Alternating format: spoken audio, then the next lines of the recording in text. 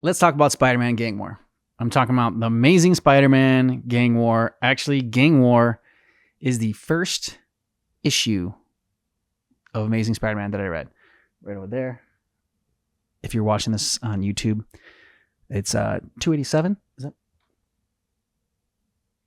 Yep, 287. Spider-Man, The Amazing Spider-Man 287 was my first comic book that I read, and I fell in love with Spider-Man. My brothers kind of knew me, and they knew that I would love Spider-Man.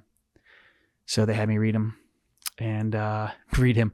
I read Spider-Man himself, and they had me read that comic book, and the rest, as they say, is history. And I fell in love with the character and started my obsession with collecting comic books just in general. So I was really excited when the Gang War was coming back. I'm actually going to dive into one of my criticisms right now. I think it was too short. Now, having said that, I did not read all the supplemental issues of the Gang War. I just read the Amazing Spider-Man Gang War because, from what I read, that was the only really essential one you needed to read. Now I'm curious if that's true. If anyone else has read the full Gang War, all the tie-in issues, please let me know if you think that they were essential and that they really enhanced everything. I don't know what series it was. I can't point to any individual series. As much as maybe it was the Dark Web. As much as I appreciated the Dark Web, and I thought it was a really great series and really fun, it also, there were some of the tie-in issues that I felt like you didn't need to read. And they were just there to be tie-in issues to sell that series of comics, to get more interest in a series and kind of leech off of the Amazing Spider-Man. And then, sell some one shots for it. I think there were some one shots for Miss Marvel and the X-Men. The X-Men was a little bit more actually tied in more. But there's some other ones like Gold Goblin that I didn't think was necessary. Venom's. Not that Venom needs, I think, the Amazing Spider-Man for popularity. I think Venom's already a very popular character in a popular series. But yeah, to me, there was a lot of unnecessary tie-in issues. And so when I saw all the tie-in issues for Gang War, it just became a little bit overwhelming. And so I did not read them all. I just stuck with the main storyline, which was in the Amazing Spider-Man. And maybe I should have collected the whole thing. Maybe then I would have been more satisfied with this. It's not a bad series. Okay. I'm just saying that it was felt a little rushed. Felt a little short. Now it starts off really cool because it gives you a map of the city and the different territories that are controlled by the different gangs at the start. And this is something that they continue after with each issue as things start to change. That was a cool little setup. I dug it. And it's something that they also do in the Ultimate series. With Ultimate X-Men and Spider-Man and Black Panther, which I am going to cover as well. Spoiler alert, I love it. I love that series. But that's not what this series is about. This is about Spider-Man Gang War. So this series starts with First Strike. That's just it's a one-shot issue. And man, it has a freaking great opening. Damn. It is action-packed. There's lots of drama. It sets the stage beautifully, and it felt like this could have been the first episode of a TV show. That's how much I liked it. Like a TV show like Daredevil, or Punisher, grittier, like the Netflix version that they did. It's a little bit grittier. There were some fun twists in there as well. And man, Spider-Man usually doesn't get bloody. Okay, the Spider-Man comics, but this issue, sure did. It was pretty gruesome as well. It sets the tone for what's to come. And if you're not familiar with Mask, when the character is in it, you're gonna get introduced really quickly because she's a badass. And yeah, there was some viciousness in there. That's as much as I can say without giving it all away. But yeah, it's definitely hooks you right away, this first issue, and it got me really excited for this series. And yes, they're going to do this and they're going to do it well. Can't wait. The second issue wasn't as strong. It's a pretty badass moment from the Beetle aka Janice, aka Tombstone's daughter, which is nice because First Strike made her look kind of weak in it a little bit. And there's this, she was not like super weak, but just kind of made her, I don't know, soft and the stereotypical Hollywood girlfriend, I'll call it. Anyways, moving on. There's a brief team up with She-Hulk, Spider-Woman, Elektra, Daredevil, which is apparently a thing. They cross characters now, like Elektra, Daredevil, and Ghost Rider, Wolverine, and then also Miles Morales.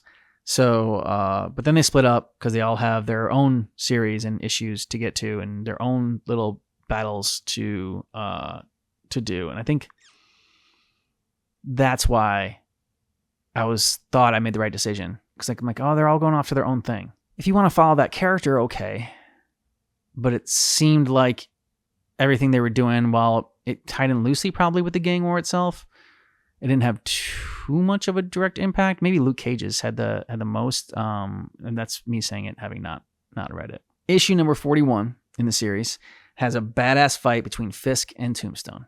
I mean, that's all you gotta know, is that there is a fight between Kingpin and Tombstone, and it does not disappoint. Also, Typhoid Mary, who's a character I've read about before, and it's been in some issues, and was in like more towards the tail end of the series that I like. You know, it's Peter Parker Spectacular Spider-Man, or it was no longer Peter Parker Spectacular Spider-Man. It was just Spectacular Spider-Man. She was in there, but it's still not a character like I'm super familiar with.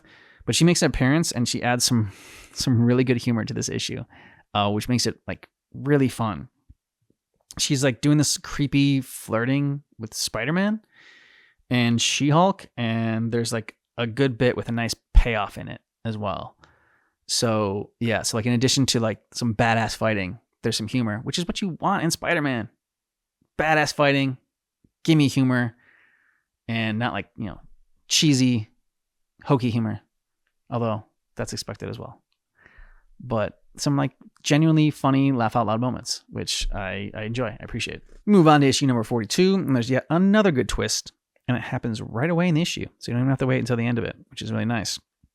And there's also a really good scene between Mask and Beetle. You know, it's just it's kind of reminiscent of like De Niro and this is like how maybe blasphemy, De Niro and Pacino in Heat. It's not like they're not as iconic as those two characters, obviously, or those two actors. But it's a cool scene to see them go back and forth. There's one cliche moment.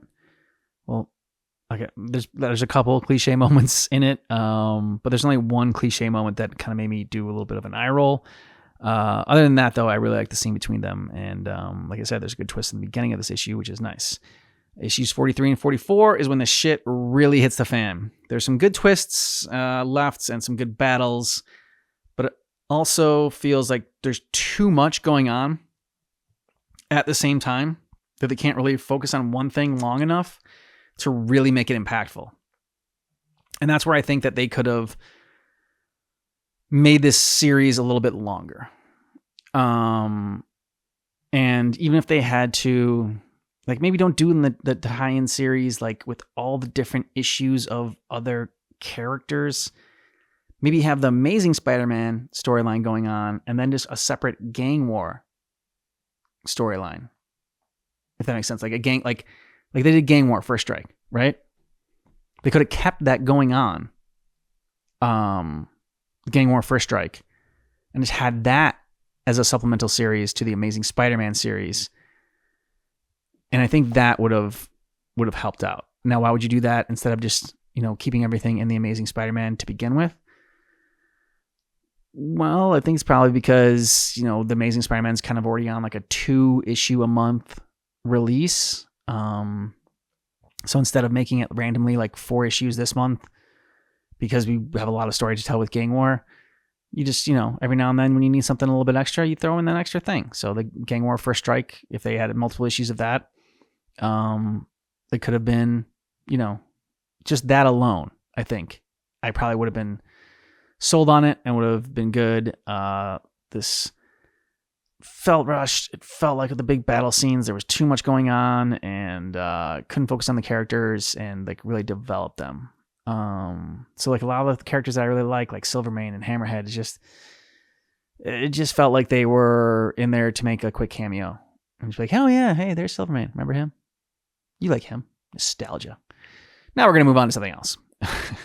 Also, I could argue that this could have just been the Amazing Spider-Man storyline for like the rest of the year. Why do you have to move on to another arc? If this arc is good, if you're keeping me hooked, I don't need it to be 6 issues. It can be longer. Make it longer. Just like I said with a Silver Surfer Rebirth, make it longer if it needs to be longer. It's okay. Most of the people that are collecting these issues are, lifelongers, and they will collect the entire series, or they'll at least collect this entire volume. Or maybe they'll just collect the entire gang more, So I feel like they could have made this, dragged it out longer. Now, the next series that comes up is Blood Hunt, and that one I actually did order all the issues. There was this cool comic book shop, Third Eye Comics, and they had a bundle that they were selling. So I'm like, okay, sweet. So I don't have to worry about like going back and checking and pre-ordering every month or whatever, like the different series, and trying to search and find out where they're all coming from. I can just order the whole bundle at once. It doesn't ship until it's all done, was the downside. So like it just is going to ship. I'm filming this middle of August, so it's just going to ship right now. So the last issue of Blood Hunt was Fantastic Four, and they had an issue with the issue, and it was like damaged, and it was not up to their standards, so it took another extra week, and now they're sending it. So I'm actually going to read that entirety of Blood Hunt. Really looking forward to that. It's kind of like, it's going to be great. It's going to be like perfect for Halloween, right? So I'll let you know how that series is. Just when I said I was done collecting the full tie-in issue series, we'll see if Blood Hunt can redeem it and bring me back. So in addition to Gang War, I wanted to talk briefly about Spider-Man issues, the Amazing Spider-Man issues 45 to 48. Just because like that is right before Blood Hunt and right before like kind of the Spider-Goblin series, that thing that they're going on right now, the arc that they're doing right now. So let's start with issue 45. I was lost at first because I missed the whole Krakoan era of X-Men. So there's this like serum that cures your sickness, but then makes you go crazy. And one of those people that was MJ's aunt, who is now at Ravencroft, because she took the serum to try to like cure, I think, her Parkinson's, and it made her crazy. So this one was sort of a filler issue, to be honest. And the ending though was really nice. It was a cool setup and a tease, sort of, because the Sinister Six is back. Hey, again. We saw them briefly around, I think it was issue 9, Legacy issue 900. They brought the Sinister Six back, and so this is kind of picking up where that left off and kind of continuing that arc with I think it was a Living Brain that it was the Sinister Six was tackling as well. So the Sinister Six is something that they will milk continuously. It was really cool when it happened. Even the remixed versions of the Sinister Six was great. I'm not gonna say I hate it when they keep rehashing the Sinister Six over and over again, but I think there's other things they could go to other than like Venom and like the Sinister Six, and they just did Gang War, so I can't be too hard on them. Anyways. Issue 46 has like this really weird cover. So I honestly thought it was going to be the female Electro, because I know there is a female Electro. But like, because like for some reason the cover just made me like think that it just didn't look like the Electro. That it just didn't look like a male Electro. It looked like the female Electro. I thought the artwork was a little weird on the cover, to be honest, but the artwork inside I think is great. And Electro comes across as truly unhinged, which is really fun. But it's like unhinged in the best way possible. So he's trying to break out Sandman. And there's a lot of humor involving MJ's aunt. And, they're trying to get the Sinister Six back up and running. But like MJ's aunt is like kind of like, I don't know, the mom of the jail, which is pretty fun. Like all the inmates kind of look at her as their mom. But this issue also ends with like on a surprising note, like a surprising little, I guess you could call it a twist. And I didn't see it coming. And that's nice. It's nice to be surprised. Sometimes you can see the twist coming from a mile away. This I did not see, which I thought was good. So 47 and 48, they bring back Chasm, aka Ben Reilly, back into the mix along with Hallows' Eve. Still love Hallows' Eve. I'm not giving up on Hallows' Eve. Okay, I'm all in on Hallows' Eve. They are all in on Hallows' Eve. They keep bringing her up. They keep giving her like different limited series. And I think in Blood Hunt, she's in like a new gang, the Blood Hunters or whatever. So she's got, her own team that she's going to be with now, which I think should be good. Hopefully it'll give her more distance from Ben Reilly and give her more of her own character and not be so dependent on Ben Reilly. Although now she's dependent on a team. But yeah, so I'm not giving up on Hallows' Eve, and I'm always glad to see her. And I think I don't know if I didn't notice it before or if they changed something, but when Hallows' Eve takes off her mask, like when she takes it off and when she puts it on, there's like this added aura around her that's really cool. And maybe it's just the artwork itself, and maybe like they've just enhanced it and like made it more prominent. Or maybe I just didn't notice it before. But I thought that like, however they did it in this issue, in issues 47 and 48, I love it. And I hope they continue with that. And if it's something I missed before, then I'm looking forward to seeing it when I reread those. Maybe I should have reread them before I did this podcast and before I did this review on it. But that didn't happen. So these issues also bring back Betty Brant as she looks to exonerate Ned, who is currently being linked to the Hobgoblin crime spree that was going on. He was framed for that. So it's bringing back a storyline from earlier in the series, which these issues kind of did, like I said, like in Legacy 900, which I think was issue 6 maybe in this volume, 9. Either way, so they did that with the Sinister Six, and then the Hobgoblin arc was shortly after that. I think it was around issue 10 through 13 or whatever. So they're bringing some things back from earlier in in this volume of Amazing Spider-Man, which is interesting, which I enjoy. They just they don't just leave it there, because it makes it more fulfilling of a read than just otherwise you can just pick up, I don't know, 4 issues. You're just okay, I like this arc. And that's kind of how I've been reviewing these, so if there's a certain arc I think you can skip, I let you know if you're not trying to pick up the issues, and if you're just trying to pick up the book itself and looking for some good stories to read, I try to let you know that, which is why I link the books in the description of this video. It helps support the channel. If you're interested in it, you can use those links. It's not something that it's not going to cost you extra by using the links. So it's only use it if you're interested. But I'm glad that they bring back these older storylines within the volume, because then it's more satisfying reading the entire volume itself. Yeah, so that's kind of what these issues felt like, was just more like setup issues. It's like they finished one arc, they're kind of setting up the next arc. They have Blood Hunt coming, so they don't want to get too far into it. I'm looking forward to seeing what happens after Blood Hunt. I've not started reading that. I have the issues. They're ready to go. They're calling out to me to be read, but I have to wait for Blood Hunt. I got to read that first. Now, the one thing I will say that I'm surprised about is that they brought back the Hobgoblin story kind of in general, because thought it was kind of the weakest out of all the storylines. This volume has mainly been about Tombstone. Tombstone and the gang war.